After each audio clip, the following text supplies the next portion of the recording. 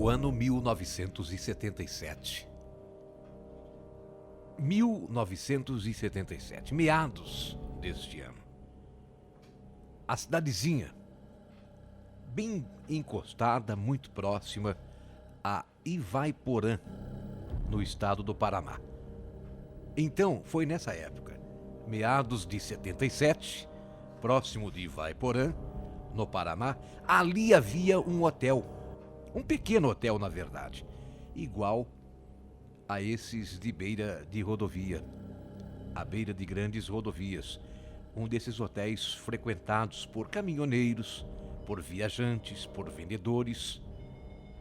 Só que ali mesmo, fatos estranhos aconteciam. Nesse hotel, e em particular, no quarto 13. Quarto número 13.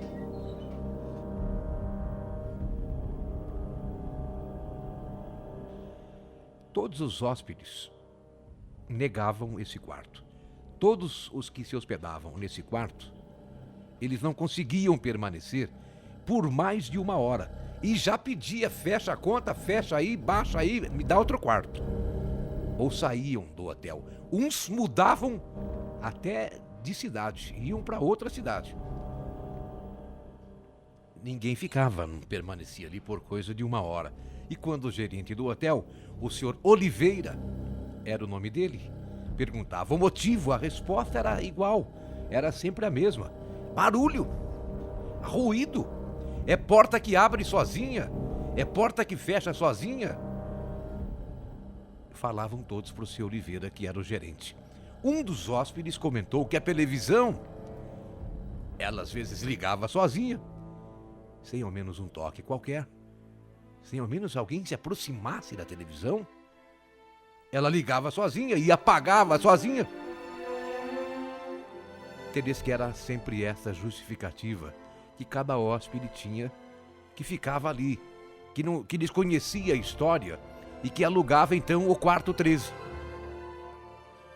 Sabe o que é você ver, de repente, a porta? O quarto está escuro. E a porta fecha sozinha? Você está deitado na cama, descansando, e a porta fecha sozinha? Aparelhos, o ventilador, o rádio, ou ligava sozinho? O abajur apagava, acendia? Com certeza alguém poderia estar sabotando o hotel. Só pode ser. O que mais explicaria portas abrindo, fechando sozinha, barulhos estranhos, aparelhos ligando, desligando sozinho? Claro, sabotagem. Para tirarem a minha clientela. E o hotel aí falir. O seu Oliveira, o gerente, alegava. E acreditando nisso, nessa tese, nessa possibilidade, ele decidiu, ele mesmo, passar uma noite no quarto. Hoje é comigo. Hoje eu vou ficar no quarto. Essa noite eu vou pernoitar no quarto 13. E ele assumiu, o próprio gerente. Ele queria testemunhar o fato. E foi o que ele fez. Ele tomou a decisão que iria passar a noite naquele quarto e acabar com essa história toda, com esse mistério todo. Na cabeça dele, do seu Oliveira, tudo ia se esclarecer se ele ficasse ali. E visse então, com os próprios olhos, os fatos. Tudo o que diziam, tudo o que falavam. Até alguns poucos funcionários daquele hotel chegaram até a combinar apostas, a fazer apostas. O seu Oliveira não aguenta meia hora lá. Ele vai sair correndo lá, ele vai gritar. Ele vai... não fica mais que meia hora lá. Quer apostar? Outros funcionários propuseram a fazer apostas. Poucos dos que trabalhavam ali tinham coragem de entrar naquele quarto. Até as camareiras, né? Quando ia fazer uma troca de lençol ou a troca de uma toalha, fazer limpeza no quarto, na saída de um hóspede para a chegada de um outro, ou quando alguém ia fazer essas tarefas, fazia rapidinho, no claro, durante o dia ou então com a luz acesa, janela aberta e tudo muito claro. Todo mundo tinha medo de passar, às vezes, em frente à porta do quarto 13. Algumas pessoas que conheciam esses fatos sugeriram que o melhor seria vender o hotel. Negociar, vender. Só que o gerente não acreditava e insistia: isso não existe. Coisa sobrenatural não existe. Isso é da cabeça das pessoas, sabe? E na cabeça dele, era mesmo situação armada por alguém que queria tirar a clientela daquele hotel. E por isso que ele tomou a decisão, então, de constatar pessoalmente o que realmente acontecia. E ele bateu no peito e falou: eu vou dormir lá hoje. Hoje eu vou lá. Eu vou pro quarto 13. Eu vou pernoitar no quarto 13 essa noite.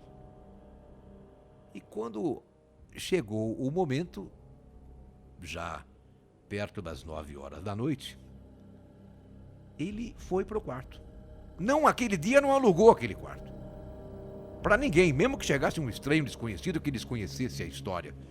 Ele entrou naquele quarto e ele ficou ali, o seu Oliveira, observando atentamente o local. Meia hora depois, coisa de 30 minutos depois que ele chegou, ele tocou na recepção. Ligou para a recepção para comentar que não tinha nada de estranho, que era tudo balela, que era tudo onda, que ele não entendia por que tanta história. Mas como ele havia determinado que ele ficaria no quarto à noite, iria passar a noite, tocou. Assim foi. Uma hora depois de ele ter ligado na recepção, ele tentou novamente. Só que o ramal da recepção, desta vez, deu ocupado.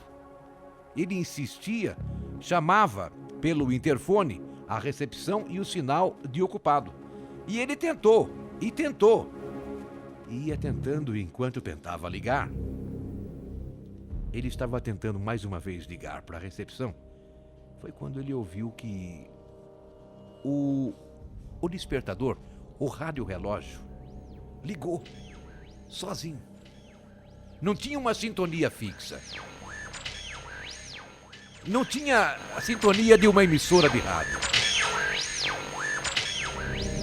O rádio ligado, sem sintonia, sem se entender nada, sozinho, ninguém pôs a mão, quer dizer, só ele estava no quarto. Ele não ligou. O rádio ligou sozinho. Ele foi até onde estava o rádio, próximo ali ao criado, desligou, retornou ao telefone com a intenção de ligar de novo na recepção, mas foi ele virar as costas para o tal rádio que o mesmo ligou de novo. Sem que ninguém botasse a mão, ligou outra vez. Ele saiu devagarzinho ali a passos lentos de próximo do criado, quando um outro fato chamou a atenção dele. Após ir ao banheiro e retornar para o quarto, ele vê que a cama, de repente, onde ele estava deitado, estava arrumada. Lençol estendido, arrumado. A coxa estendida, arrumada. Travesseiro com fronhas ainda cheirando nova. É coisa de minutos. Foi para o banheiro, retornou, a cama estava arrumada. Ele não colocou a mão em nada. Ele estava todo desarrumado antes, ele estava deitado ali. Já havia se deitado sobre ela, como poderia estar então arrumada? Assim que ele retornou do banheiro. O seu Oliveira, ele foi presenciando esses fatos. E o seu Oliveira começou a ficar com medo. O seu Oliveira começou a ficar assustado. E eis que devagarinho ele vai caminhando rumo à porta. Assim que ele toca a mão na fechadura, ela quebra.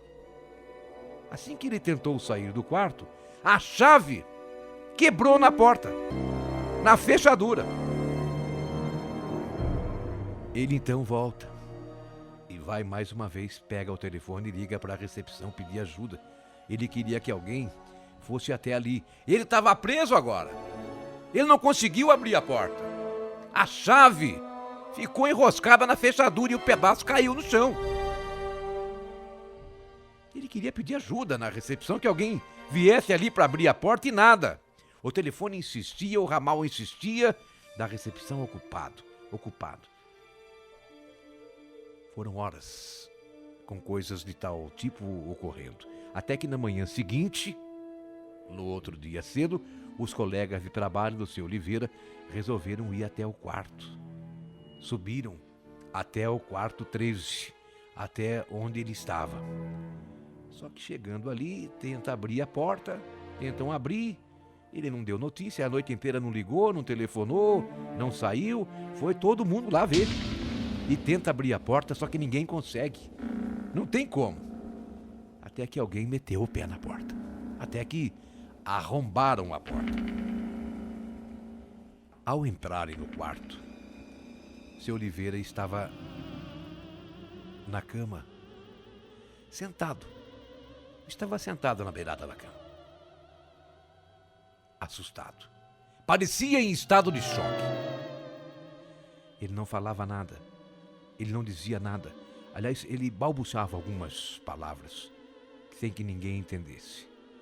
E só algumas horas depois, Teresa, quando ele voltou ao seu estado normal, foi que ele relatou então tudo o que via presenciado naquela noite, com detalhe. E o que mais o deixou pasmo, apavorado, foi que ele viu vultos.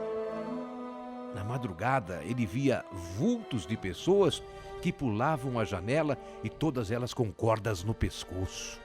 Saltavam da rua para dentro do quarto e depois do quarto para a rua com cordas no pescoço. Vultos, muitos vultos, mais de 20. E depois dessa noite decidiram então mudar o número daquele quarto. Essa foi a decisão. Muitos já tinham ouvido comentários referentes àquele quarto e poucos o alugavam. Só mesmo quem vinha de longe ainda não sabia dos fatos estranhos que envolviam o quarto 13.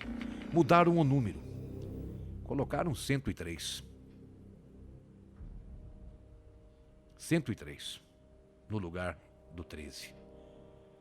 Mas coisas irreais e assustadoras continuavam acontecendo por lá. Um tempo depois, dizem ainda que desmancharam aquele pequeno hotel, derrubaram. Um mistério essa história, ocorrida nos anos 70. Um fato muito comentado naquela região de Itaiporã, lá em Ivaiporã, no interior do Paraná. O comentário corria a boca pequena, de boca em boca. A história do quarto 13.